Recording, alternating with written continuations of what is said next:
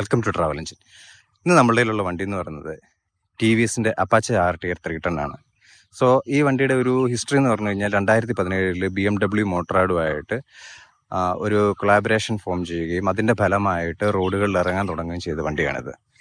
ഇതിൻ്റെ ഫെയറിംഗ് ഇതൊരു naked type വണ്ടിയാണ്. ഇതിൻ്റെ ഫെയറിംഗ് ഉള്ളത് നമ്മുടെ ടി വി എസിൻ്റെ RR 310, നമുക്ക് എല്ലാവർക്കും അറിയാവുന്ന വണ്ടി തന്നെ. സോ ബേസിക്കലി BMW ഈ വണ്ടിയുടെ എഞ്ചിൻ ഉപയോഗിച്ച് അവർ ഇറക്കുന്നുണ്ട്. അത് നമ്മുടെ G310 സീരീസിൽ ഇറങ്ങുന്ന വണ്ടികൾക്കെല്ലാം ഈ എഞ്ചിൻ തന്നെയാണ് ഉപയോഗിച്ചിരിക്കുന്നത്. സോ ഇതിൻ്റെ ഡിസൈൻ അവർ പറയുന്നത് സൈബോർഗ് എന്ന് പറയുന്ന ആ ഒരു കൺസെപ്റ്റിൽ നിന്നും, അതായത് മാൻ ആൻഡ് മെഷീൻ എന്ന് പറയുന്ന ഒരു കൺസെപ്റ്റിൽ നിന്നും ഡെവലപ്പ് ചെയ്തിരിക്കുന്ന ഒരു ഡിസൈൻ ആയിട്ടാണ് അവർ പറയുന്നത്. നമുക്ക് ഈ LED head lamps, dual LED head lamps കാണുമ്പോൾ തന്നെ നമുക്കത് മനസ്സിലാവുകയും ചെയ്യും. കാരണം വളരെ സ്റ്റൈലിഷ് ആയിട്ട് വളരെ അഗ്രസീവ് ആയിട്ടുള്ള ഒരു ലുക്കാണ് കൊടുത്തിരിക്കുന്നത്. ഫ്രണ്ടിലുള്ള LED ബ്ലിങ്കേഴ്സ് വളരെ ചെറുതായിട്ടാണ് കൊടുത്തിരിക്കുന്നത്. ഫ്രണ്ട് ടയേഴ്സ് എന്ന് പറയുന്നത് 17 ഇഞ്ച് ടയേഴ്സാണ് വരുന്നത്. ഒപ്പം നമ്മൾ ഫ്രണ്ടിലെ ഷോക്ക് ഒരു golden coloured 43mm inverter socks ആണ് നമുക്ക് കാണാൻ കഴിയുക. സോ ഇത് വണ്ടിയുടെ ലുക്കിന് നന്നായിട്ട് ഇത് ചെയ്യുന്നുണ്ട്. പിന്നെ നമ്മൾ പുറകോട്ട് നോക്കി കഴിയുമ്പോഴത്തേക്കുള്ള ആ ഒരു ഫെയറിങ്ങും, അതായത് ഫെയറിങ് ഒരുപാടൊന്നുമില്ല, ചെറിയ ചെറിയ കാര്യങ്ങൾ മാത്രമേ ഉള്ളൂ. താഴെ നിന്നുള്ള ഒരു വിൻഡ് കട്ട് ചെയ്യാനായിട്ടുള്ള ഒരു സാധനവും, പിന്നെ മുകളിൽ നമ്മളുടെ റേഡിയേറ്റർ വെച്ചിട്ട് ലിക്വിഡ് കൂൾഡ് എഞ്ചിനാണ് ഈ വരുന്നത്. അപ്പോൾ റേഡിയേറ്ററിനെ തണുപ്പിക്കാൻ വേണ്ടിയിട്ട് എയർ റീഡയറക്ട് ചെയ്യാനായിട്ടുള്ള ഒരു ഗൈഡ് മാത്രമാണ്. പിന്നെ നമ്മളുടെ എസ്തെറ്റിക്സ് കൂടാൻ വേണ്ടിയിട്ട് ടാങ്കിൻ്റെ കവറിൽ ചെറിയൊരു കവർ പിടിപ്പിച്ചിട്ടുണ്ട്. പിന്നെ ഈ ഫൈബർ ടാങ്ക് എന്ന് പറയുന്നത് ആക്ച്വലി ഇതൊരു വെളി കാണുന്ന ഒരു ഫൈബർ ടാങ്കാണ്. ഫൈബർ ടാങ്ക് എന്ന് പറയുന്നത് ഒരു 11 ലിറ്റർ ടാങ്ക് മാത്രമാണ് കൊടുത്തിരിക്കുന്നത്. സോ അതൊരു ചെറുത് ഈ അത്ര കപ്പാസിറ്റി ഇല്ല എന്നുള്ളൊരു തോന്നലുണ്ട്. കൺസിഡറിങ് ഒരു മൈലേജ് ഈ വണ്ടിക്ക് നമുക്ക് കിട്ടുന്ന മൈലേജ് നമ്മൾ കൺസിഡർ ചെയ്യുമ്പോഴത്തേക്കും നമുക്കത് അത്രയ്ക്ക് കിട്ടുന്നുണ്ടോ, അത്രയ്ക്ക് ചെറിയ ടാങ്ക് മതിയോ എന്നുള്ള കാര്യത്തിലും ഒരു സംശയമുണ്ട്. പിന്നെ നമ്മളിതിൻ്റെ സൈഡിലേക്ക് വരുമ്പോഴത്തേനും ഇതിൻ്റെ ഫ്രെയിമിനെ പറഞ്ഞു കഴിഞ്ഞാൽ അവർ പറയുന്നത് ഹൈപ്പർ സ്പെക് ട്രെല്ലിസ് ഫ്രെയിം എന്നാണ് പറയുന്നത്.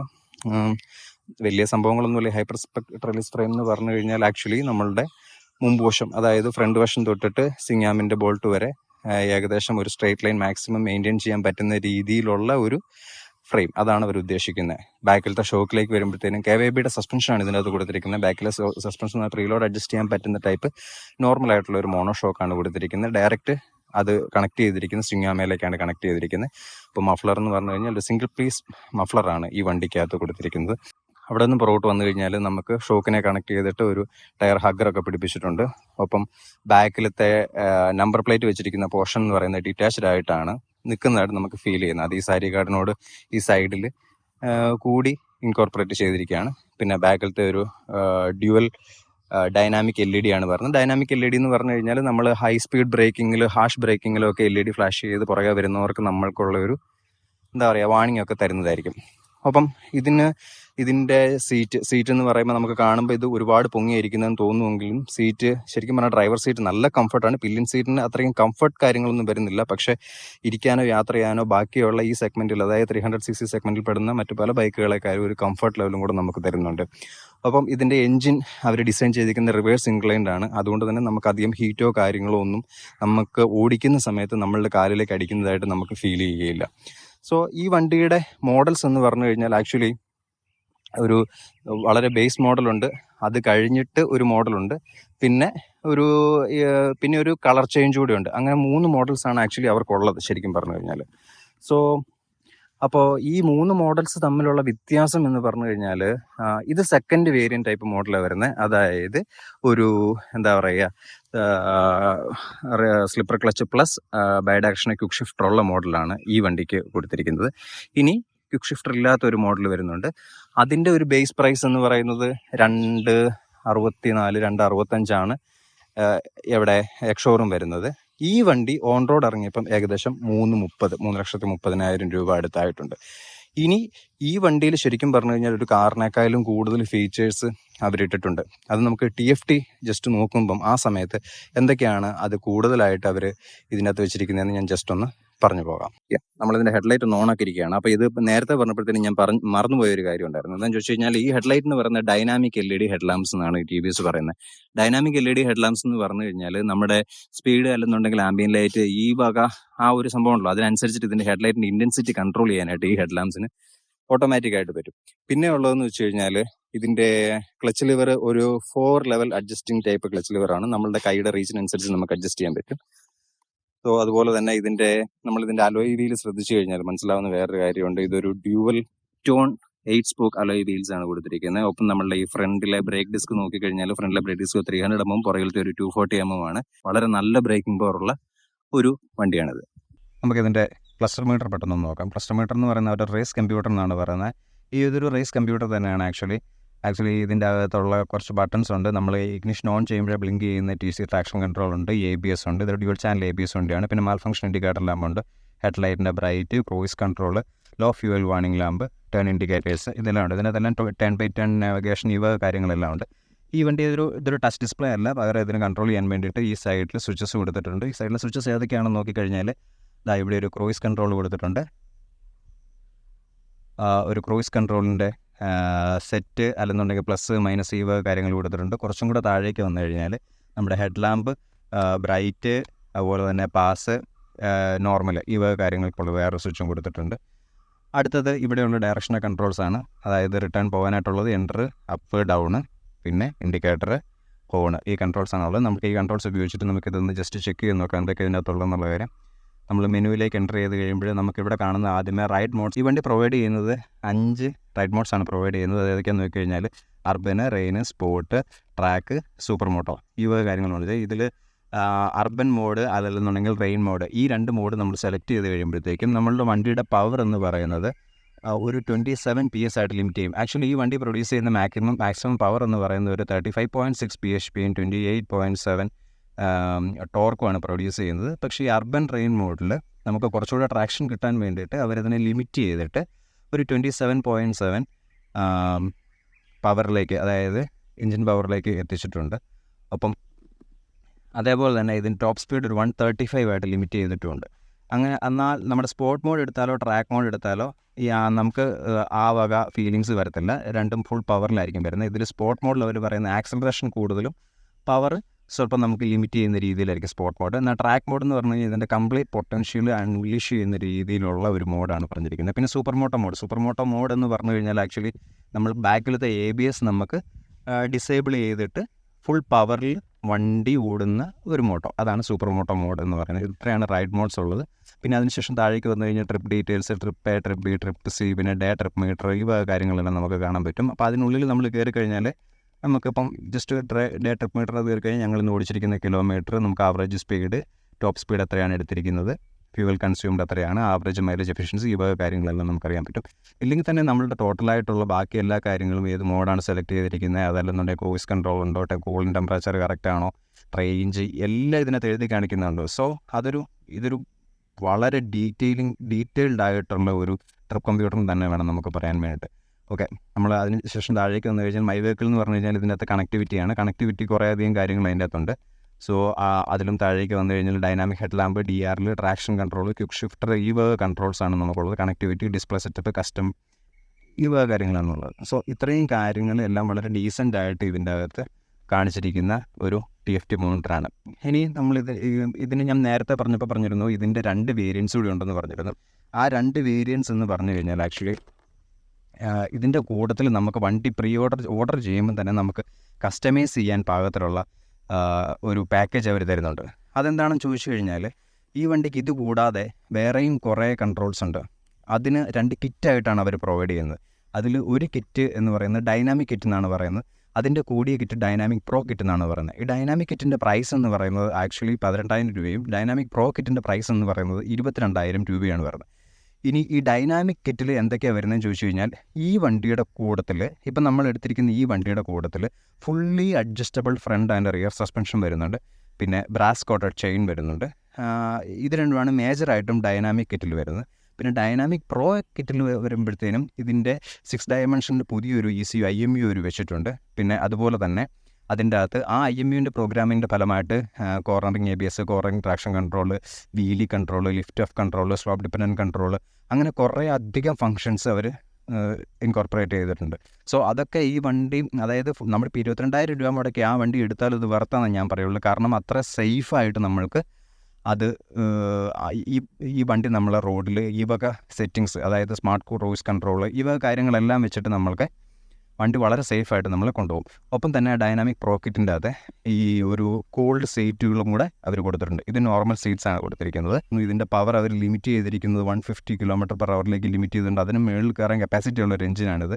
ആക്ച്വലി RR310 അവർ ഇറക്കുമ്പം RR310ൻ്റെ ടോപ്പ് സ്പീഡ് എന്ന് പറയുന്നത് 165 അടുത്താണ് വരുന്നത്. പക്ഷേ ഈ വണ്ടിയുടെ പവർ അവർ കുറച്ച് ലിമിറ്റ് ചെയ്തിട്ടുണ്ട്. സോ നമുക്ക് എന്തായാലും ബാക്കി അതിൻ്റെ ആക്സലറേഷനും കാര്യങ്ങളും ഒക്കെ നമുക്ക് നോക്കാം. നമ്മൾ ജനറൽ ആയിട്ടുള്ള റണ്ണിങ്ങിലുള്ള കാര്യങ്ങൾ മാത്രമേ നോക്കുന്നുള്ളൂ. ഓഫ് കോഴ്സ് നമ്മളുടെ ഇവിടെ റേസ് ട്രാക്കോ കാര്യങ്ങളോ സ്പീഡിൽ ഓടിക്കാൻ പറ്റിയ കാര്യങ്ങളോ ഒന്നും ഇല്ലാത്തത് കൊണ്ട് നോർമലായിട്ട് നമ്മളൊരു വണ്ടി ഡേ ടു ഡേ ലൈഫിന് യൂസ് ചെയ്യുമ്പോൾ നമുക്ക് എങ്ങനെ ഫീൽ ചെയ്യുന്നു, ഈ കാര്യങ്ങളിലായിരിക്കും നമ്മൾ കൂടുതലും കോൺസെൻട്രേറ്റ് ചെയ്യാൻ പോകുന്നത്. ഓക്കെ, അപ്പം ഒരു കാര്യം കൂടെ പറയാനുണ്ട്. കാര്യം ഈ വണ്ടിക്ക് അധികം പഴക്കമില്ലെങ്കിൽ പോലും ഈ വണ്ടി ഒരു 10,000 കിലോമീറ്റർ ഓടിയിട്ടുണ്ട്. സോ ഇതിൻ്റെ ബാക്കിലത്തെ ടയർ തീർന്നിട്ടുണ്ട്. ദാറ്റ് മീൻസ് ബാക്കിലത്തെ ടയറിൻ്റെ ലൈഫ് എന്ന് പറയുന്നത് ഏകദേശം 10,000 കിലോമീറ്റർ നമുക്ക് കിട്ടുമെന്ന് മനസ്സിലാക്കാൻ പറ്റും. സോ നമുക്കതൊന്ന് ഓടിച്ച് നോക്കാം. അപ്പോൾ ഞാൻ വണ്ടിയൊക്കെ കയറിയിരുന്നു. അപ്പോൾ ഇതല്ല, എൻ്റെ കാല് നിലത്ത് പ്ലാന്റഡ് ആണ് ആക്ച്വലി. സോ ഇതൊരു 800 mm ആണ് ഇതിൻ്റെ സാഡിൽ ഹൈറ്റ്. സോ ഏത് ഹൈറ്റുള്ള ഒരു ആവറേജ് ഹൈറ്റുള്ള ഏതൊരു വ്യക്തിക്കും ഇത് ഓടിക്കാനായിട്ട് പറ്റും. പിന്നെ എൻ്റെ ഹാൻഡിൽ റീച്ച് കണ്ടോ, പക്ക ഹാൻഡിൽ റീച്ച് ആണ് കേട്ടോ. ഒരു സ്പോർട്സ് ബൈക്കിൽ നമ്മൾ കയറിയിരിക്കുന്നതിനേക്കാളും കൂടുതൽ അവർ ഡെയിലി കൺവേർട്ടും കൂടെ മനസ്സിൽ കണ്ടിട്ടാണ് ഇതിൻ്റെ ഹാൻഡിൽ റീച്ച് ഡിസൈൻ ചെയ്തിരിക്കുന്നതെന്നാണ് എനിക്ക് തോന്നുന്നത്. അപ്പം അതുപോലെ തന്നെ നമുക്കിതിനെ സ്റ്റാർട്ട് ചെയ്തിട്ട് ഇതിൻ്റെ സൗണ്ട് ഒന്ന് നോക്കാം, അതിനുശേഷം ഓടിച്ച് നോക്കാം.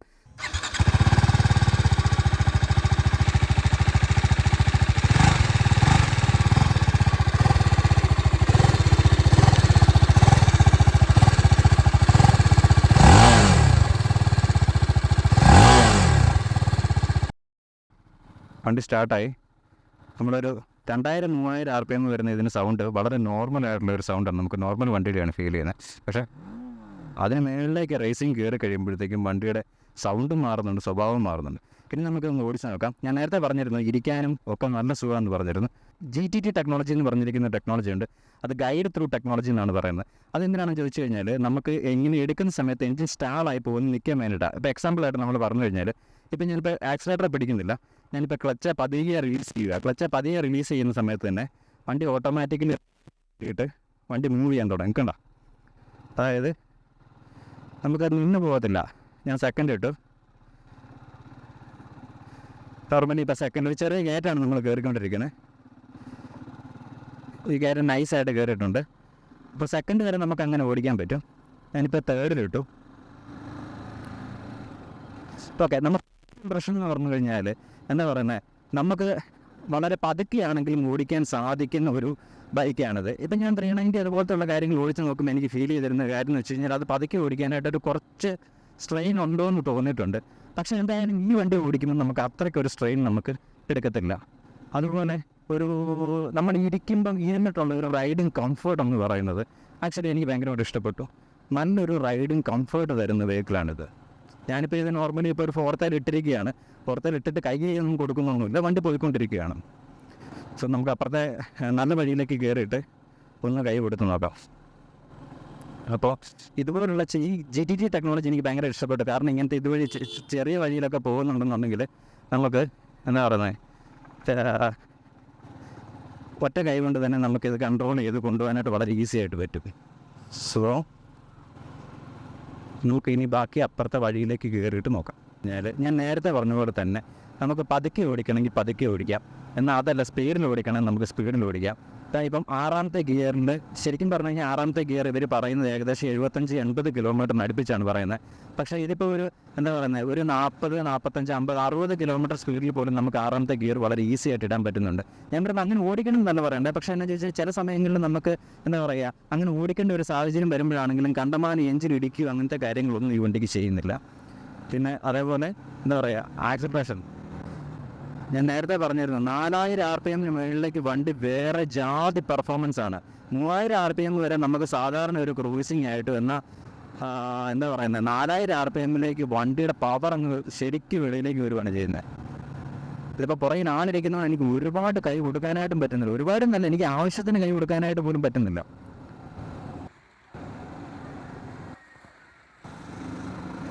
ഓക്കെ, അതുപോലെ വണ്ടി കോർണർ ചെയ്യുന്ന സമയത്ത് എനിക്ക് വളരെ ഈസി ആയിട്ട് വണ്ടി കോർണർ ചെയ്യാൻ, വളരെ ഈസിയാണ് വണ്ടി കോർണർ ചെയ്യാൻ വേണ്ടിയിട്ട്. ഞാൻ കൈ കൊടുത്ത് നോക്കാം നമുക്ക്.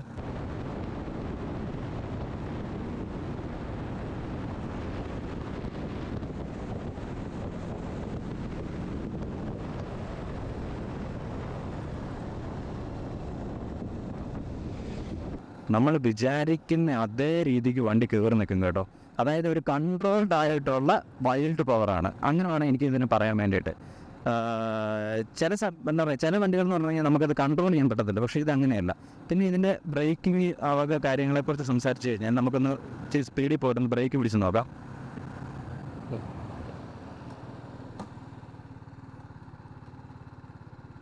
ഓക്കെ, നമ്മളിപ്പോൾ വളരെ നല്ല സ്പീഡിൽ വന്നിട്ടാണ് ബ്രേക്ക് പിടിച്ചത്, പക്ഷേ വളരെ നല്ല ബ്രേക്കിംഗ് ആണ് കേട്ടോ. അതും ഫ്രണ്ട് പ്രത്യേകിച്ച് പറയാതിരിക്കാൻ പറ്റത്തില്ല, ഒരു ശകലം പോലും സ്ലിപ്പാവുമോ അങ്ങനത്തെ ഒരു ഫീലും നമുക്കില്ല.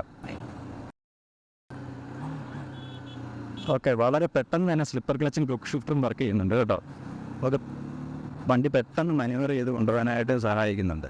അപ്പം നമ്മുടെ ഒരു കൺക്ലൂഷൻ എന്ന് പറഞ്ഞു കഴിഞ്ഞാൽ എന്താ പറയുക, ഒരുപാട് വണ്ടിയൊന്നും ഓടിച്ച് എക്സ്പേർട്ട് അല്ല എങ്കിൽ കൂടി ഹാൻഡിൽ ചെയ്യാൻ പറ്റുന്ന ഒരു വെഹിക്കിളാണ് ഇതെന്ന് വേണം ഞാൻ പറയാം. കാരണം എന്താണെന്ന് ചോദിച്ചു കഴിഞ്ഞാൽ റൈഡിങ് സ്റ്റാൻസ്, പിന്നെ അതുപോലെ തന്നെ ഹൈറ്റ്, പിന്നെ ഒരു കൺട്രോളബിൾ ആയിട്ടുള്ള പവർ ഔട്ട്പുട്ട്, ഈ 3 കാര്യങ്ങൾ കൊണ്ട് നമുക്കൊരു ബിഗിനറിനാണെങ്കിൽ പോലും ഈ വണ്ടി ഈസി ആയിട്ട് ഹാൻഡിൽ ചെയ്യാനായിട്ട് പറ്റും. അതേപോലെ ഇതിൻ്റെ സസ്പെൻഷൻ ഭാഗത്തിനെ പറ്റി പറഞ്ഞു കഴിഞ്ഞാൽ ഇപ്പം എന്താ പറയുക, ഒരു സ്പോർട്സ് എന്നതിനേക്കാളും കൂടുതലായിട്ട് ഇതൊരു ക്രൂയിസിങ് മോഡ് ഓഫ് കംഫർട്ട് തരുന്ന ഒരു സസ്പെൻഷനാണ് ഈ വണ്ടിക്ക് എന്നാണ് എനിക്ക് തോന്നുന്നത്. വേറെ എന്തെങ്കിലും തരത്തിൽ തോന്നുവാണെന്നുണ്ടെങ്കിൽ ഒന്ന് കമൻറ്റിൽ അറിയിക്കുക. ഇതിൻ്റെ സസ്പെൻഷൻ അതുപോലെ ബാക്കിയുള്ള ഫീച്ചേഴ്സ് എന്തെങ്കിലും ഞാൻ വിട്ടുപോയിട്ടുണ്ടെങ്കിൽ തന്നെ. അപ്പോൾ നമ്മുടെ കൺക്ലൂഷൻ എന്ന് പറഞ്ഞു കഴിഞ്ഞാൽ നമുക്ക് എന്താ പറയുക, ഇത്രയും എന്താ പറയുക, ഈ ഒരു പ്രൈസ് റേഞ്ചിൽ ഇത്രയും ഫീച്ചേഴ്സ് തരുന്ന വേറൊരു വണ്ടി ഉണ്ടോ എന്നുള്ള കാര്യത്തിൽ സംശയമാണ്. എനിക്ക് തോന്നുന്നു ഇതിനേക്കാളും വില കൂടിയ പല സെഗ്മെൻറ്റിൽപ്പെട്ട വണ്ടികളിനേക്കാളും കൂടുതൽ ഫീച്ചേഴ്സ് ഈ വണ്ടിക്കകത്ത് വെച്ചിട്ടുണ്ട്. സോ നമ്മൾ ഈ വണ്ടിയുടെ വിലയുടെ ഭാഗം നേരത്തെ പറഞ്ഞിരുന്നു. ഇതിൻ്റെ മൈലേജ് എന്ന് പറയുന്നത് ആക്ച്വലി ഈ വണ്ടി ഓടിക്കുന്ന സമയത്ത് 28-30 കാണും, പക്ഷേ അത്രയും കിട്ടുന്നുണ്ടോ എന്നുള്ള കാര്യത്തിൽ എനിക്ക് സംശയമുണ്ട്. എന്തായാലും ഒരു 25-26 ഓൺ റോഡിൽ നമുക്ക് കിട്ടുന്നുണ്ട്. പിന്നെ എപ്പോഴും നമുക്ക് 6ാമത്തെ ഗിയർ ഉപയോഗിക്കാൻ പറ്റത്തില്ല. പിന്നെ കുറച്ചുകൂടെ കൺട്രോൾഡ് ആയിട്ടൊക്കെ ഉപയോഗിക്കുകയാണെന്നുണ്ടെങ്കിൽ നമുക്കൊരു 28 റേഞ്ചിൽ തന്നെ ഈ വണ്ടി മൈലേജ് തരുമെന്നാണ് പ്രതീക്ഷിക്കുന്നത്. നമ്മുടെ TVS RTR 310 റിവ്യൂ ഇവിടെ തീരുവാണ്. എന്തെങ്കിലും തരത്തിലുള്ള വ്യത്യാസങ്ങളുണ്ടെന്നുണ്ടെങ്കിൽ കമൻറ്റിൽ അറിയിക്കുക. ഇനി അടുത്ത വീഡിയോയിൽ കാണാം.